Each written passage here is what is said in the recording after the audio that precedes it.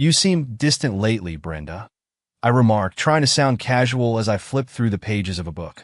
My eyes kept darting between the words and Brenda, who was pacing in the kitchen. She was moving around like she had some urgent task at hand, though it was obvious she was just restless. Just work stress, Dave, she replied, her smile strained. She reached for a mug, then changed her mind and picked up a glass of water instead.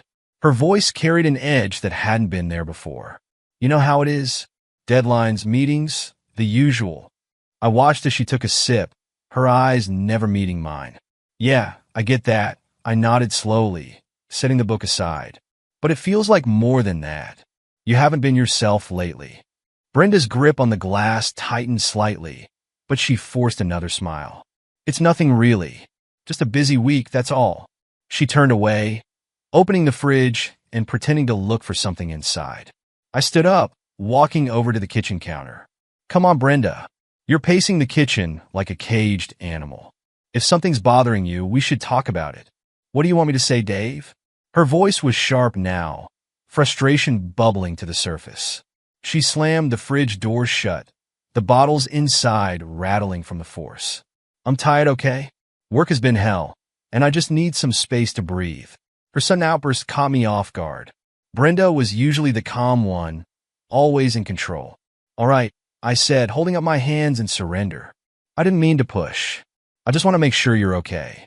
I'm fine, she snapped and softened her tone. I'm sorry, Dave. I didn't mean to bite your head off. It's just, everything's been overwhelming lately. She rubbed her temples, closing her eyes for a moment.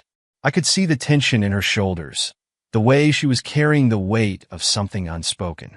Why don't you take a break? I suggested, moving closer to her. We could get away for a weekend, leave the work stress behind.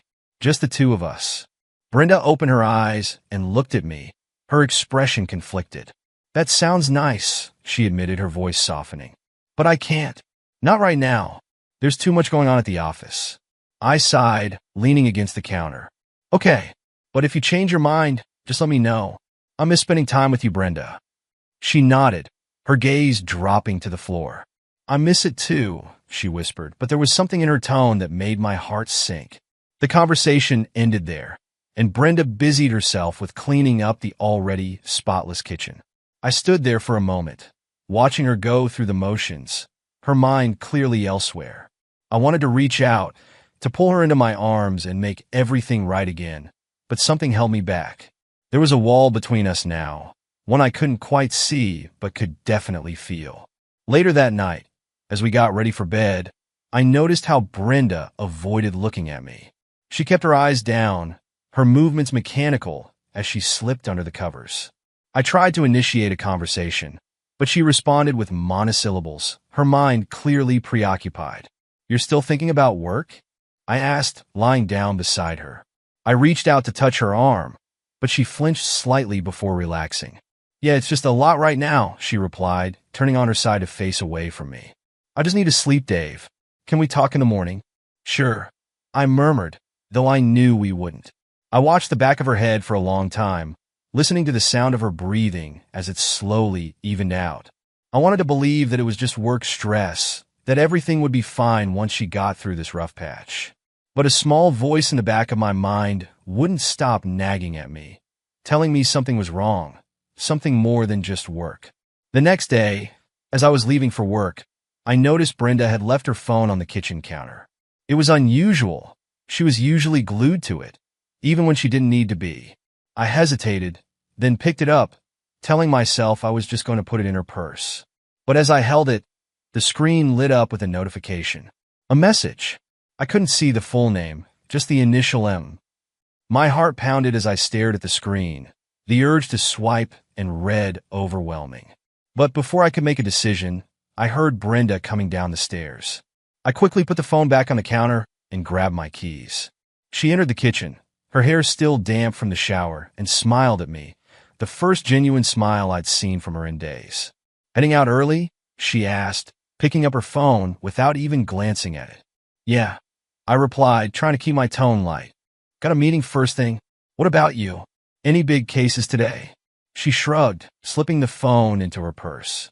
Nothing too crazy. Just the usual. I'll probably be home late again. All right. Have a good day, Brenda, I said, leaning in to kiss her cheek. She turned slightly, letting me kiss her, but the moment felt awkward, forced. You too, Dave, she replied before heading out the door. As I drove to work, my mind was racing.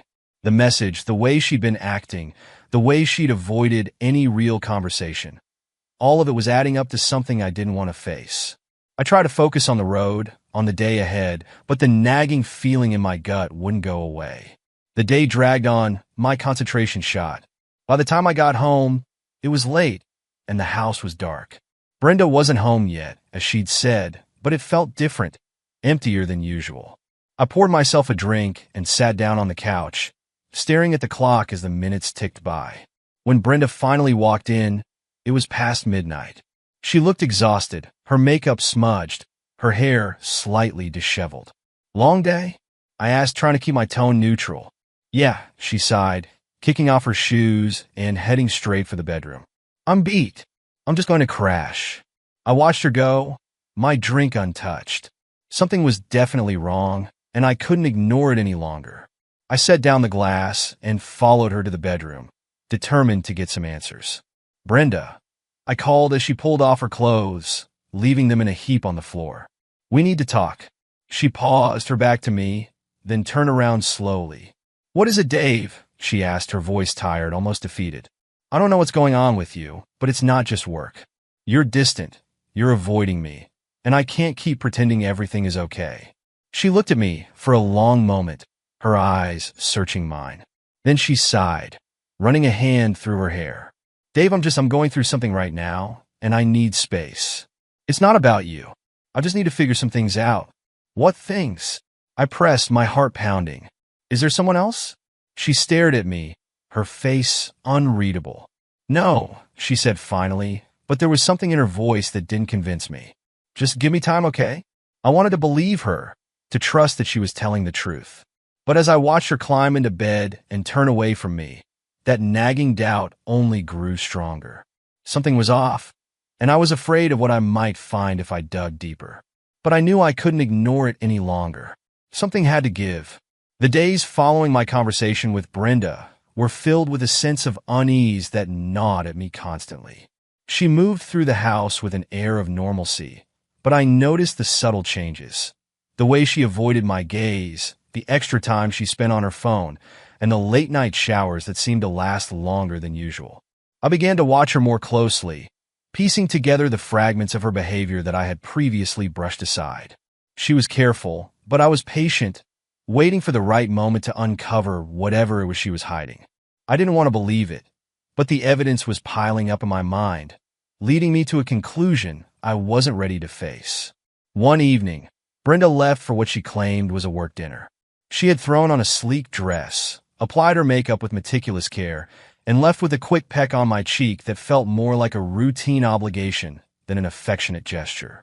I watched her go, the door closing behind her with a finality that sent a chill down my spine. As I sat in the living room, pretending to read a book, my phone buzzed on the coffee table. The number was unfamiliar, but the caller ID displayed Hotel Montage Palmetto Bluff. My heart skipped a beat. Why would a hotel be calling me? I answered, trying to keep my voice steady.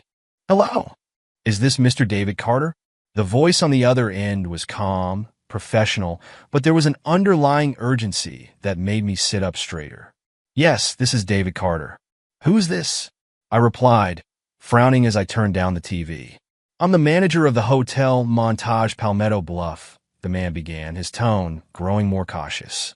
I'm calling because we've had an unusual situation here involving your wife. I felt the blood drain from my face. What do you mean? Is she okay? My mind raced, imagining all sorts of scenarios, none of them good. She's physically fine, sir, the manager assured me quickly, though his voice wavered slightly.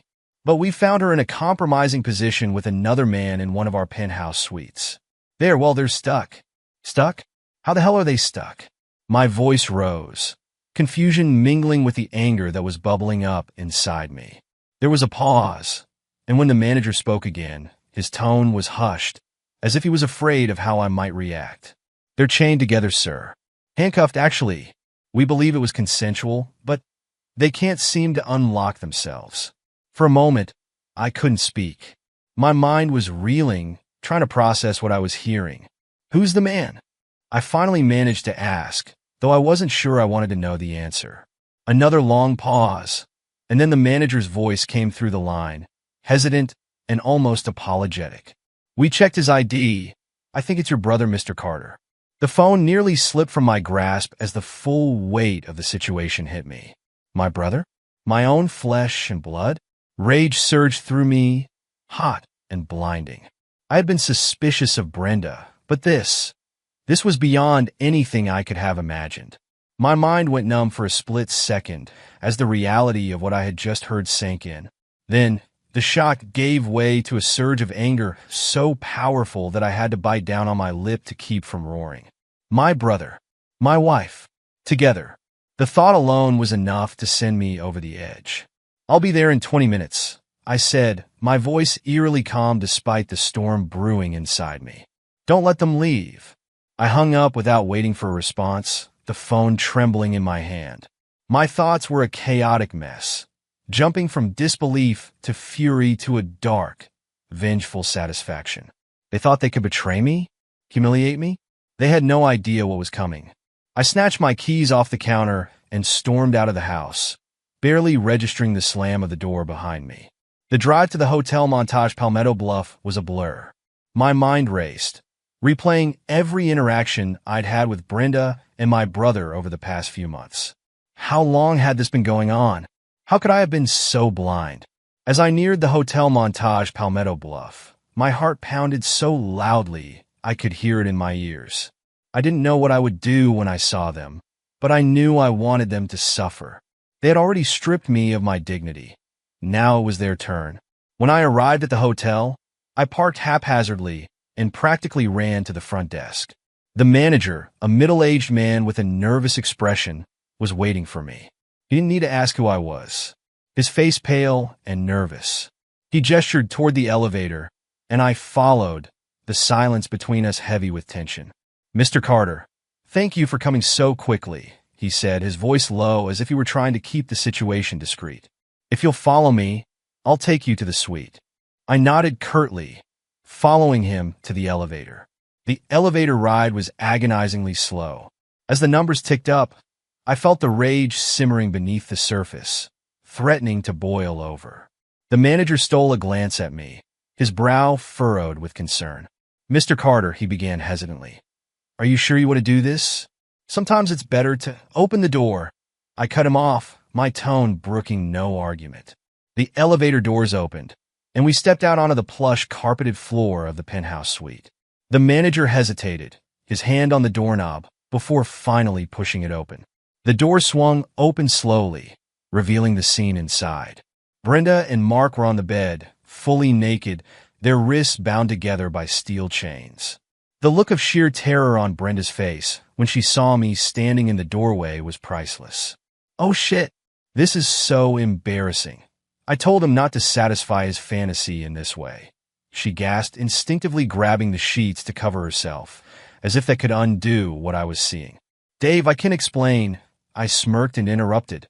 Explain, my voice heavy with sarcasm. I stepped into the room, my eyes locking onto hers. Please go ahead, Brenda. I'd love to hear what excuse you've got for this.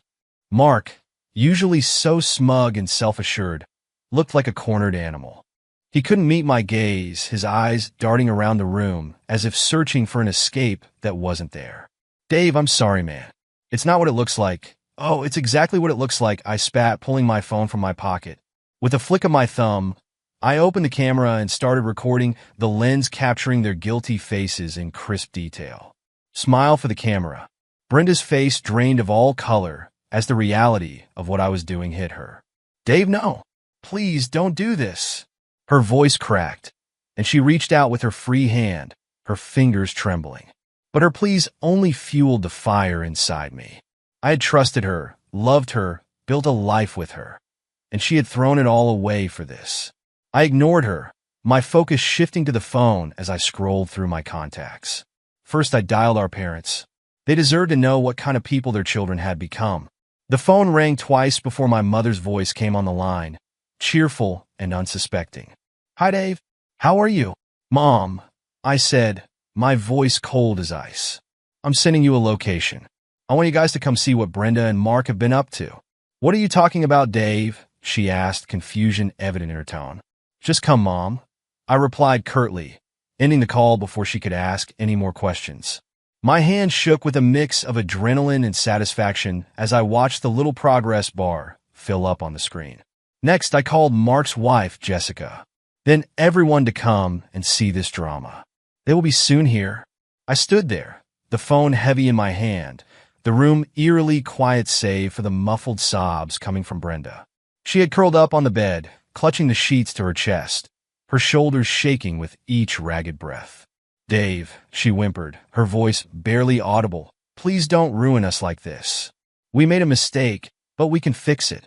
We can work through this." Her words were like poison, dripping with desperation, but they did nothing to sway me.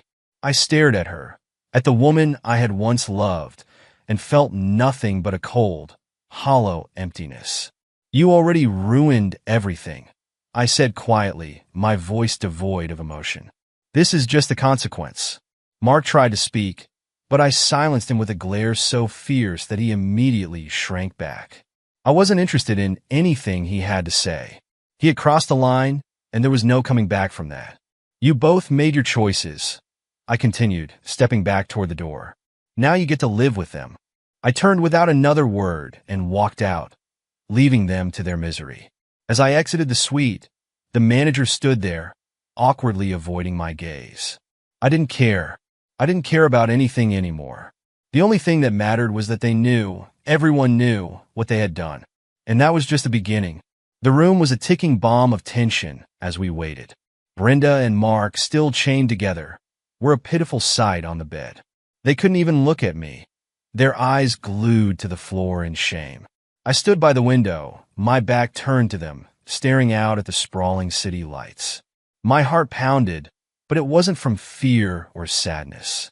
It was from the dark thrill of what I was about to do. The knock on the door broke the silence like a hammer shattering glass.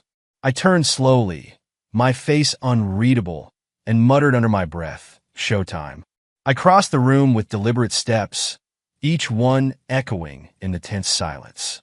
When I opened the door, I was met by the confused and concerned faces of our parents, Mark's wife, Jessica, and our 2 teenage children.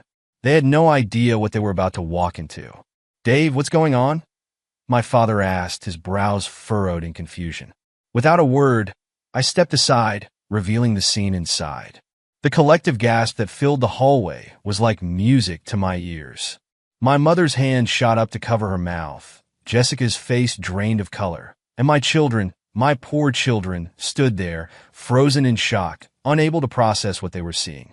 "This," I said, my voice calm and steady, "is what happens when you trust the wrong people. When you think your wife and brother would never betray you. When you believe in lies." Brenda's eyes welled up with tears, her sobs breaking through the silence.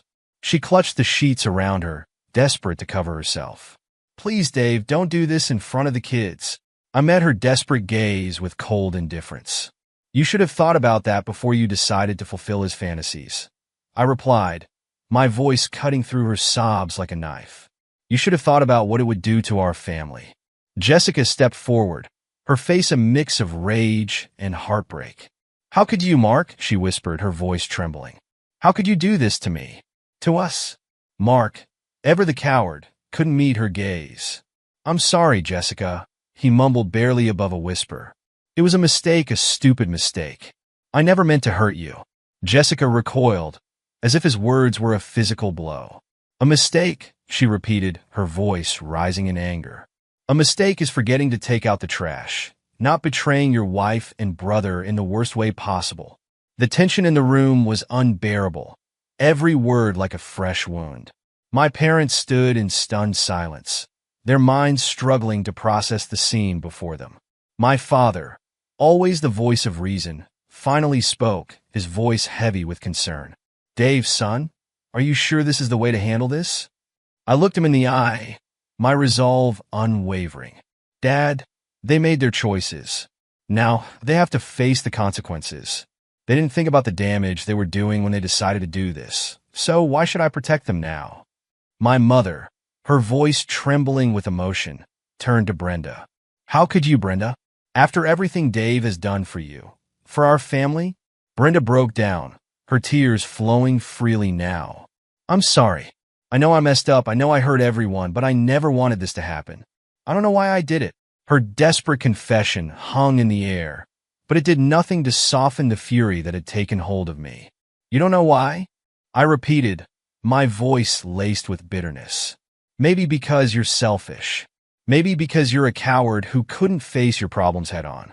Or maybe because you thought you'd never get caught. Brenda looked up at me, her face a picture of misery. Dave, please, I love you. I know it doesn't seem like it now, but I do. Can't we just... No. I cut her off, my voice as cold as the steel chains binding them. There's no way anymore, Brenda. You made sure of that. Jessica's fury had reached its peak. She was trembling with rage as she addressed Mark. I want a divorce, Mark, she said, her voice flat and emotionless. And I'm taking the kids. You don't deserve to be in their lives after this. Mark's face crumpled as he realized the full extent of what he had lost. Jessica, please don't do this. We can fix this. I'll do whatever it takes to make it right. But Jessica was beyond any hope of reconciliation. There's nothing to fix, Mark. You've destroyed everything. There's no coming back from this. The room was filled with a suffocating silence as Mark's words hung in the air, unanswered. His once confident demeanor was now replaced with a hollow, defeated shell of a man. He had gambled everything on a moment of weakness and lost it all. My parents exchanged a look, clearly shaken by what they had just witnessed. My mother, her voice gentle but firm, spoke up. Dave will take the kids home. They don't need to see any more of this. I nodded, grateful for their intervention.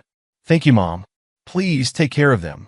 My children, still in shock, were gently led out of the room by my parents. As I watched them go, my heart ached with the knowledge that their innocence had been shattered. This moment would leave scars, but I hoped it would also make them stronger. They needed to understand the consequences of deceit, even if it was painful. With the children gone, the room felt even colder, the silence more oppressive. There was nothing left to say, nothing that could undo the damage that had been done. I turned to Brenda, my voice steady as I delivered my final blow. I'm leaving, Brenda. I'll send someone to collect my things. Don't try to contact me. It's over. Brenda's face crumpled, her tears flowing anew as she pleaded with me. Please, Dave, don't go. I'll do anything to fix this. I'll change, I swear. But her pleas fell on deaf ears. You've already made your choices, I replied, my tone final. Now you'll have to live with them. I turned to leave, but before I reached the door, I paused and looked back one last time. And Brenda, when you look back on this, just remember, you did this to yourself. As I walked out of the suite, Brenda's sobs echoed in my ears, a painful reminder of the life I was leaving behind. But I didn't look back. I couldn't afford to. I had to keep moving forward. The elevator ride down was eerily quiet. I stared at my reflection in the mirrored walls, barely recognizing the man staring back at me. The adrenaline that had fueled me throughout the confrontation was wearing off, leaving behind a hollow emptiness. I had done what I came to do, exposed their betrayal, made them face the consequences. But the victory felt hollow. When the elevator doors opened, the cool night air hit my face, a stark contrast to the suffocating tension of the penthouse. I stepped out into the lobby, my steps slow and deliberate as I made my way toward the exit. The city outside was alive with lights and sounds, oblivious to the chaos that had just unfolded above. As I walked out of the hotel, I felt a strange sense of relief wash over me. The storm had passed, and now all that was left was to pick up the pieces and move on. The life I had known was over, but that didn't mean my life was over. There was still a future waiting for me, one that I would have to build from scratch. The night was cool and crisp as I walked down the street, the city lights guiding my way. I had no idea where I was going, but I didn't care. For the first time in a long time, I felt free. Free from the lies, the betrayal, the weight of the past. The road ahead was uncertain, but it was mine to walk, and that was all that mattered. And so, with each step, I left the wreckage of my old life behind, ready to face whatever came next. Days turned into weeks, and the aftermath of that night spread through all our lives like a shockwave. Brenda moved out, packing her things in silence. She didn't say much, just the occasional nod or brief apology as she took one last look at the house. The home we had built together, once filled with warmth and laughter, now echoed with emptiness. Every corner held memories that were now tainted, and I couldn't escape them. Mark, too, faced the consequences of his betrayal. Jessica wasted no time. The divorce papers came swiftly, delivered with cold finality. Mark moved into a small, bare apartment on the outskirts of town. His new life was a far cry from the one he had destroyed. He called me once, his voice small and broken, asking if we could talk. I hung up without a word. There was nothing left to say. I threw myself into work, the office becoming my refuge. I stayed late most nights, drowning in tasks that kept my mind from drifting to the silence that awaited me at home. But no matter how busy I kept myself, the nights were still the hardest. The house, now stripped of Brenda's presence, felt like a tomb. I'd lie awake, staring at the ceiling, the silence pressing down on me like a weight. Memories played on a loop in my mind, each one more painful than the last. The kids were struggling too. They didn't understand why their mother had done what she did, why their uncle, who had always been like a second father, had betrayed us all. At first, they were angry at Brenda, at Mark, at me for showing them the truth. But gradually, the anger gave way to sadness, and we began to talk. It wasn't easy, but those conversations were the first steps toward healing. We were rebuilding, one piece at a time. Several months after everything had fallen apart, I found myself in a quiet park, sitting alone on a bench. The sun was setting, casting long shadows over the grass. I watched as the sky turned shades of orange and pink, the world around me slowly fading into dusk. For the first time in a long while, I let myself think about everything that had happened. Was I still angry? A part of me was, but more than anything, I was tired of holding on to the bitterness, the rage. It had consumed me for so long, and I realized that it was time to let it go. Not for their sake, but for mine. I couldn't rebuild my life if I was still clinging to the ruins of the past. As I sat there, watching the sun dip below the horizon, I made a promise to myself. I would move forward. I would let go of the anger, the pain. It wouldn't be easy, but it was the only way to truly heal. I knew that now. Life was too short to be consumed by what had already passed, and I refused to let the mistakes of others dictate my future.